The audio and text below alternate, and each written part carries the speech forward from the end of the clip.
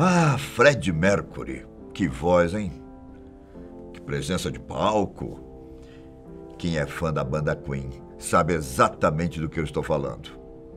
E por falar nisso, vocês assistiram ao filme Bohemian Rhapsody? Muitas pessoas elogiaram essa obra cinematográfica. Outros fizeram críticas, afirmando que o filme não foi fiel à realidade. O que há de diferente na vida real e na ficção?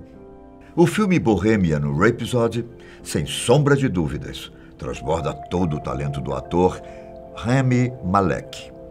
O filme, que conta a história de Freddie Mercury e do Queen, consegue passar um pouco da ideia de quem era o cantor, tanto na aparência quanto nos trejeitos, gestos e olhares. Quem achava que era impossível interpretar Freddie Mercury ficou encantado com o resultado da obra. O longa-metragem vendeu mais de 900 milhões de dólares em bilheteria. A prova de que este filme é uma verdadeira obra de arte foram as premiações no Oscar. A história de Freddie Mercury e do Queen abocanhou 4 estatuetas, vencendo em melhor montagem, melhor edição de som, melhor mixagem de som e melhor ator para Rami Malek.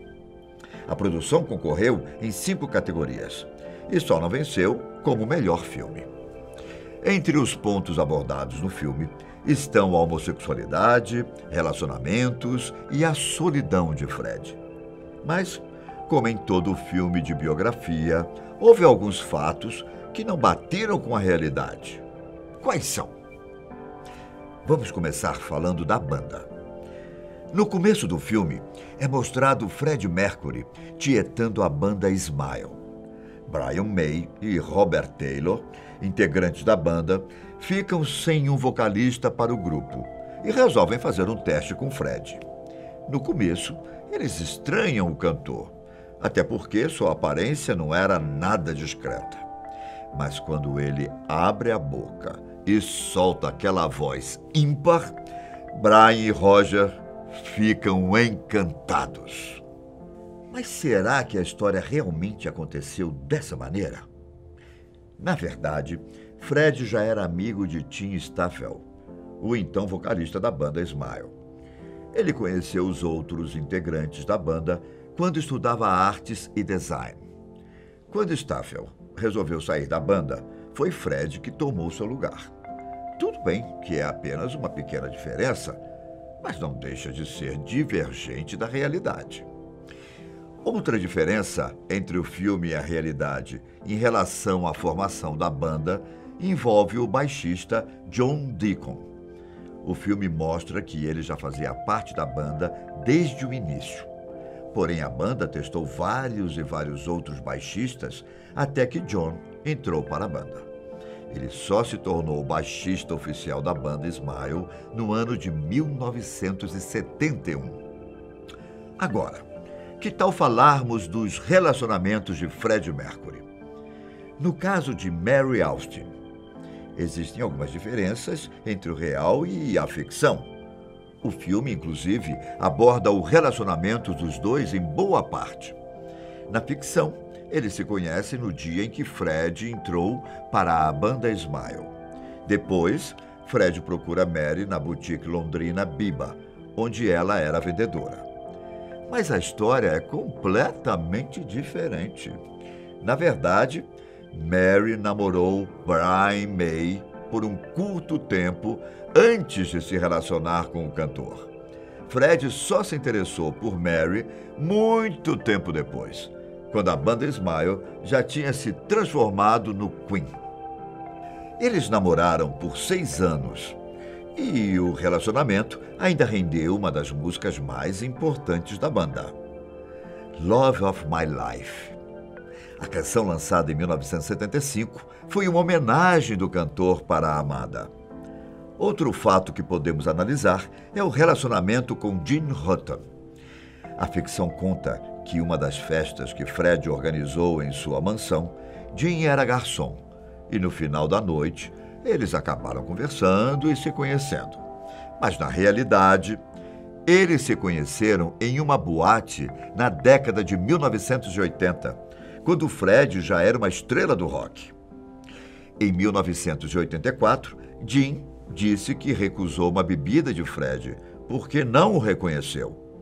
Os dois só foram se encontrar novamente em 1985, quando começaram um relacionamento que duraria até a morte do cantor. Nessa época, Jim trabalhava como cabeleireiro. Uma curiosidade é que Jim também foi diagnosticado com AIDS, isso ainda na década de 1990. Ele morreu em 2010 devido a um câncer de pulmão. Viram como as diferenças entre a ficção e a realidade são poucas, mas que mudam completamente o enredo da vida real? E já que falamos no diagnóstico de Jim, também é válido falar do diagnóstico de Freddie Mercury. Bohemian Rhapsody mostra que Fred descobre que tem AIDS e antes do show do Live Aid, ele revela o problema para a banda. No filme, essa cena deixou muita gente emocionada e deixou a banda motivada. Mas esse fato não aconteceu exatamente dessa maneira. Gene Hutton diz que Fred descobriu sobre a doença ainda em 1987, mas só revelou isso publicamente no dia 23 de novembro de 1991, 24 horas antes de morrer. Muitos afirmaram que esse foi o maior erro cometido no filme, dizendo que essa distorção dos fatos é como se estivesse castigando ele. Bom, na verdade, até hoje, muitos escritores, pesquisadores e estudiosos do Queen não conseguiram entrar em um consenso sobre quando Fred descobriu que estava doente. A verdade? Talvez a gente nunca descubra, mas ao menos para mim, vale mais a pena confiar nos fatos que Gene Hutton contou. A respeito da banda, também existem divergências quanto à sua trajetória.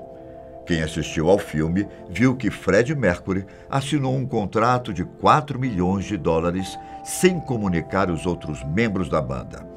E isso fez com que surgisse um clima tenso entre os integrantes. Depois, Freddie Mercury afirma que precisa de um tempo e que cada um precisa seguir o seu caminho. Na vida real, as coisas são bem diferentes. Toda a banda tem o começo, onde os integrantes estão empolgados com o sucesso, o auge e o momento que não há mais aquela empolgação. É nessa hora que as bandas costumam acabar, ou mesmo dá um tempo para buscar novas inspirações. E foi isso que aconteceu com o Queen em 1983.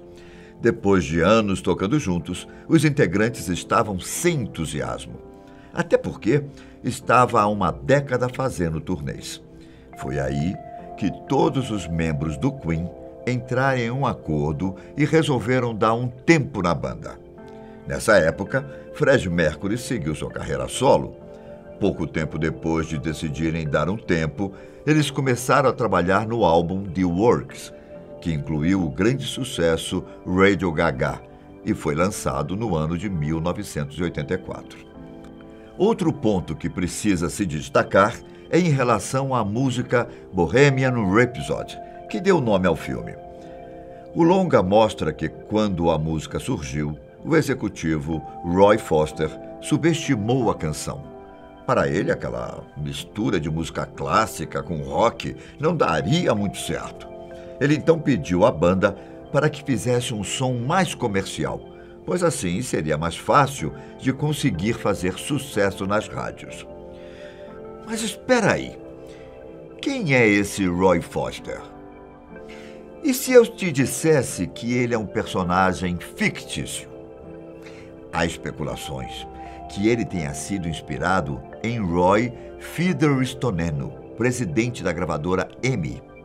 Ao contrário do que é mostrado no filme, o Roy da vida real era um verdadeiro fã da banda. Em relação a Paul Printer, o personagem odiado pelos fãs da banda, a história também é diferente.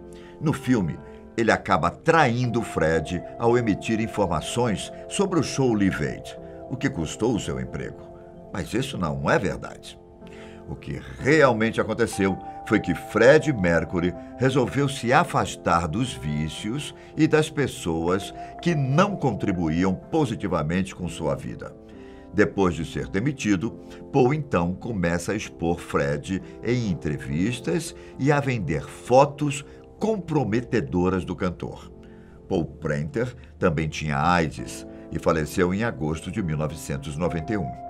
E por fim, caros amigos, vamos falar do grande show no final do filme, o famoso Live Aid. Não podemos negar que o show, reproduzido quase na íntegra, foi um verdadeiro espetáculo. A performance da banda no longa é algo de se apreciar na maior tela possível. Entretanto, essa apresentação apoteótica do Queen está fora da cronologia real. No longa, é mostrado que o show marcou o reencontro da banda. Mas não foi exatamente isso que aconteceu. Quando eu citei anteriormente que a banda voltou a trabalhar junto no álbum The Works, que foi lançado em 1984. Ou seja, o Live Aid não marcou o reencontro da banda, e muito menos foi o momento que Freddie Mercury contou aos amigos que tinha AIDS. Bom, além de todos esses fatos que ficaram mal contados, ainda existem alguns que nem chegaram a ser relatados no longa-metragem. O filme não contou que Brian May construiu sua própria guitarra em 1963, que acabou se tornando um dos instrumentos mais usados pelo artista. Também não foi contado que durante a turnê nos Estados Unidos, em 1974, o mesmo Brian May teve hepatite e cerca de 20 shows da banda tiveram de ser cancelados. Mas também não dá para ser perfeito, concordam?